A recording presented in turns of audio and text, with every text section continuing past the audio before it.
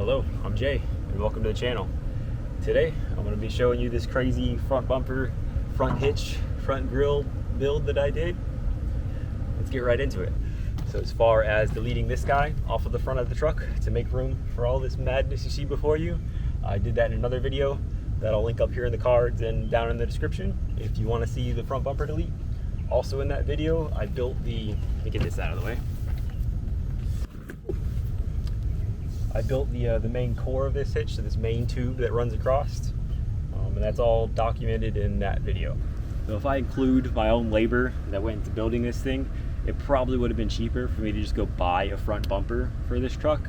So why didn't I do that? Well, that's because none of the bumpers on the market or front hitches or anything like that met essentially my criteria of what I wanted for my truck. So I just went and built it myself. Some of the big things that I wanted in this bumper was lightweight and obviously the ability to have a front hitch on here. Also, I didn't want a front mounted winch on this truck, and that just goes back to, well, essentially weight, but more precisely weight distribution, and I'll cover that in a second. But this front hitch only weighs 4 pounds over the factory setup. There is not a single bumper on the market that only weighs 4 pounds heavier than the factory front bumper does. Now, speaking to weight and more specifically weight distribution, the reason why I didn't want a winch permanently mounted up here, or even worse, a big heavy 200-pound front bumper mounted up here permanently, is because of what's called the moment of inertia of a vehicle. I know that's a big word, and don't worry, I'll make it easy to understand. So I'm going to use this hammer here. This is a really heavy hammer, actually. Let me get a lighter one. So covering moment of inertia, I'm going to explain that with this little hammer here, and you can do this experiment at home by yourself and you'll get the same results I'm about to show you here. But just imagine taking a hammer and doing like this and rotating it back and forth. Like, it's kind of hard to do compared to taking the hammer and grabbing it by the heavy end and rotating it like that. That's really easy comparatively. And the reason why that is because you have this rotational axis, essentially my arm right here, that the hammer is rotating about. And because the majority of that weight is super far away from the axis of rotation, it's hard for me to rotate the hammer in this orientation. But if I flip it around, we get that weight really, really close to the axis of rotation, my arm again. It's super easy. Now, let me go up on the roof up there and I'll explain how that relates to a vehicle. So yeah, I did say I'm gonna go on the roof, and here's why.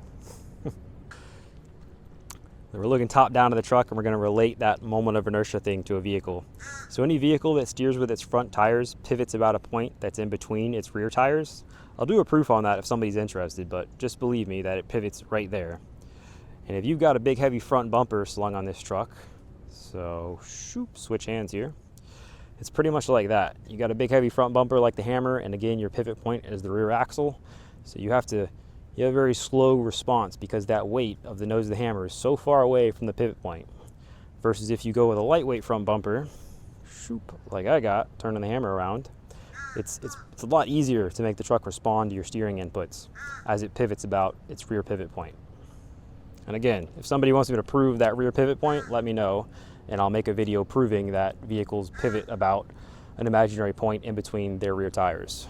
So when I originally built this guy in that first video that I linked below, it was just this big main tube that ran across here, and there's two studs here, one stud behind this little blanking plate and this lower bolt, and it was those four, and that was pretty much it.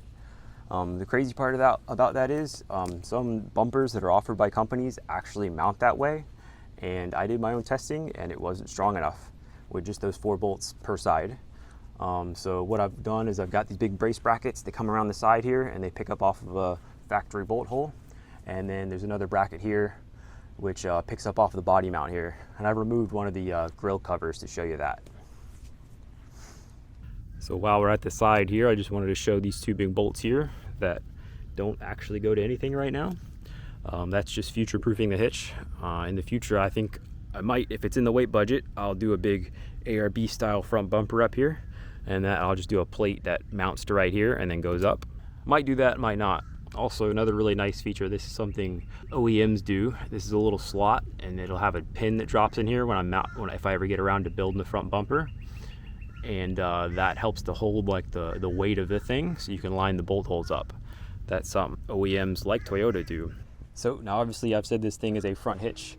There's no access to the hitch on the bottom because there's an air dam right here that controls airflow. So to get to the hitch pin that's on the back of the hitch and install accessories, that's got a removable grill, and then we can just slide different accessories in there and then put the hitch pin like that, and then the grill just goes back on. It just uses two really simple quarter turn Zeus fasteners. Couldn't be any quicker than that. I definitely didn't want to use any bolts or anything like that because I feel like that's just too slow. It's the first time I've worked with these Zeus fasteners, but they're super nice because they're that fast. Just wanted to show that guy. So that's a huge nick that's in the AC heat exchanger. I ran around for like 2 months without all this grill protection on and without this guy because I was still making modifications to it.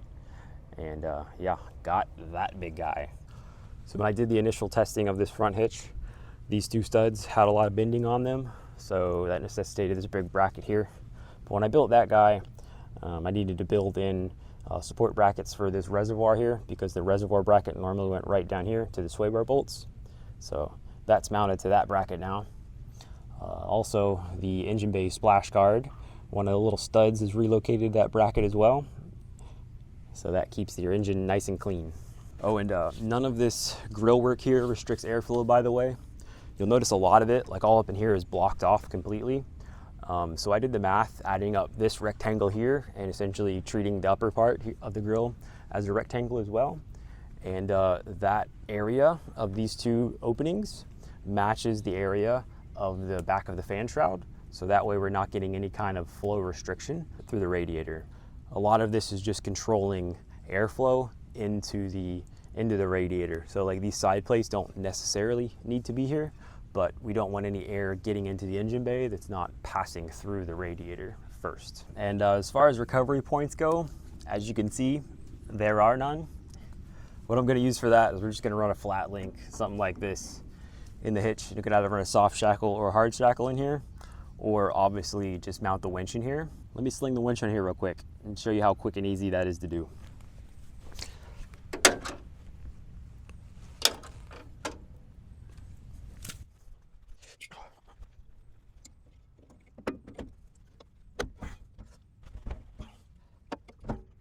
So that's not too bad. I know what you're thinking. That's a heck of a lot harder than just grabbing the line off the front of the winch and running with it if the winch were already mounted in the front bumper. And to be fair, this can be mounted right here and left right here. It works completely fine. And I know what you're thinking. That's going to be a lot harder in an actual recovery situation, like when I got the truck stuck, for example. And I've already actually had to do that. I went and got the truck stuck before this front hitch was even really done. It was still a prototype at that point. And I had to go grab the winch and wire it to the truck and pull the truck out with the winch, doing the whole remote mount thing. And when I was doing that, my leg was probably like mounted up to here in mud. It was not the funnest thing in the world, but it really wasn't terrible, to be honest with you. And it's really a trade-off. It's like, well, do I want the front weight of the winch on here all the time? Or do I want to have to occasionally have a struggle mounting the thing up when the truck's stuck? Obviously, I chose occasionally struggle every time the truck gets stuck. We'll see how that goes. Maybe I'll regret it in the future.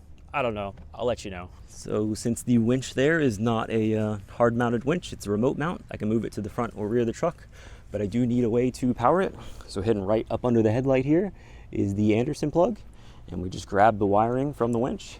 And then that guy would just quick connect right there. Doesn't take long at all. So the winch normally mounts right behind the driver's seat there. It doesn't take long to take it out and get it to the front. And also it obviously keeps the moment of inertia of the truck really good. Sometimes I'll mount it in the bed. I run some toolboxes in the bed when I go on trips. And that'll help to shift the weight even closer to the pivot point of the vehicle back there. And also that'll get some weight over that heavy rear axle.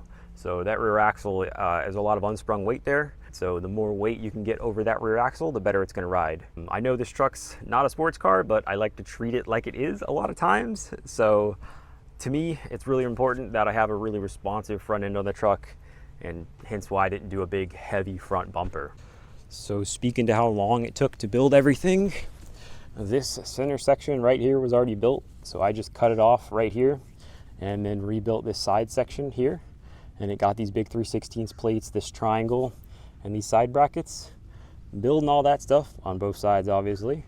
I don't know, probably took me a week, and then there was maybe another day or two in building the grill. And in this guy right here, which is the grill that goes right there, that's got like 4 hours in it. Like this is a super intricate part. So looking at the 4-hour front grill part here, I was gonna cut this out of individual strips of aluminum just to save material, but I ended up just cutting it out of one big piece because that just made it a little bit easier to place all these holes on here. And here's the center section that came out of this guy. So like I was saying, cut it out of one big piece, it wastes pretty much all that material. I could probably reuse this, but yeah, just making it easier seemed to make a lot more sense. It's pretty cool. Once I added the grill in here, it added a lot of rigidity back to the part. So when it was just these strips, it was actually pretty flimsy. But you know, all this added material ties it back in, you know, all across here. But since it's got holes in it, it keeps it super light. So that's pretty cool. It's actually a reasonably rigid part now. If anyone's wondering what this second grill opening is right here, in addition to that one, that's just the bottom of my aftermarket transmission cooler. And that's a bracket I had already made. I just plugged this hole with the grill material that I now have. You know what? I just remembered I have a drop hitch that I built forever ago. Let me sling that thing up here.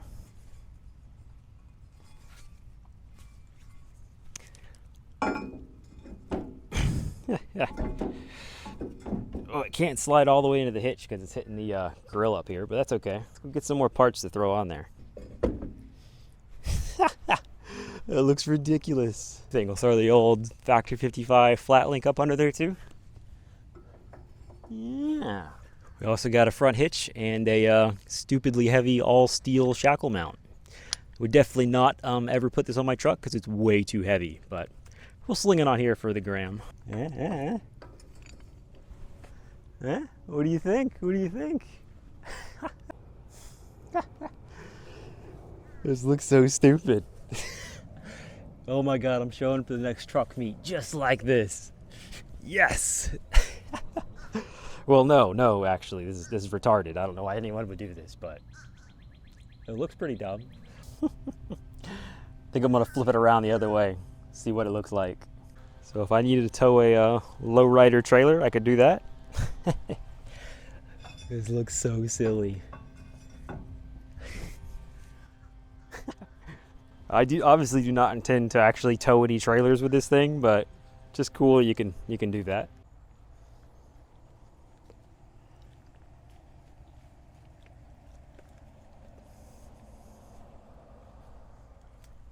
Let me know, do you think it looks better with the winch mounted on there or off? I like it better off because I can see all this crazy grill work that I did. A lot of fab work to get that done, but it does look a bit more rugged with the winch on. You let me know. So I know it didn't show the whole build process, but here's all the cardboard templates that I made, and then eventually transferred these guys over to aluminum and cut them out, and then they got put on the truck and painted black, obviously. So as far as revisions to the front hitch, front grill thing that I'm doing, there aren't many. That's the beauty of fabricating something yourself. You can make it exactly how you want. So I've got amber grill backlights behind this grill, and because the radiator protection sits so close to the grill, the light doesn't get down to this lower fascia piece that I've made. So I'll probably just go in and add a little amber LED strip down here to really show off all the fab work that went into that. The other thing that would be revised are these side brackets right here, and I'll pop that one off the truck to show you what revisions need to be done to that. So here's one of the brackets that wrap around the side of the frame. It's still got the reservoir bracket on here, but that's okay. So the big revision I'd make on this is I'd kind of take this piece here and align it more to this bolt here. You see how it angles this way, and we kind of have this big flat spot right here. By aligning it more to the bolt, it'd be a bit stronger because the forces wouldn't try to bend this plate so much. It would just be pulling and essentially putting this in tension. If it were elongated, it should be okay because I have these big braces here, but it just would have been nice to obviously have it in the strongest shape possible. The other thing that would have been possible by moving this part back to the bolt, I would have been able to elongate this hole here, and it would have saved a bit more weight. And kind of the same thing here. So I didn't originally lightweight this part so much because I was going to put a nice little oak slab here, but I decided not to put these on here because it just doesn't really match the color scheme of the truck. The color scheme of the truck that I want is black and the body color, and the oak just doesn't really match that. So I hope you liked viewing this front hitch here. It's really unique, I think. I've never seen anything like it. It's super lightweight and it allows me to remote mount a front winch. If you've seen anything like this, let me know. I know I've certainly never seen anything like it, but if there is anything out there, I'd like to know about it. I do crazy builds like this all the time. I'm actually gonna make a wing for the truck in the next episode, so if you're interested in stuff like that, stay tuned. The truck's getting a flatbed and an eventual camper build as well, and that'll all be on this channel. So with that, I'm Jay. You've been watching Jay Designs, and thank you so much for watching.